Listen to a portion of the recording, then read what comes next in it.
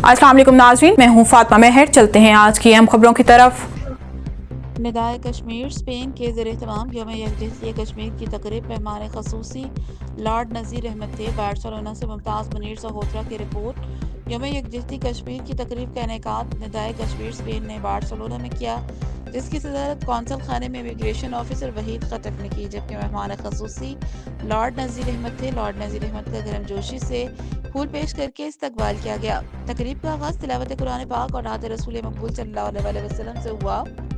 मुकर्रिर ने ख़यालात का इज़हार करते हुए कहा कि 5 फरवरी को यौम कश्मीर मनाने का मकसद अपने कश्मीरी भाइयों की जद्दोजहद आज़ादी की मुकम्मल हिमायत करना है।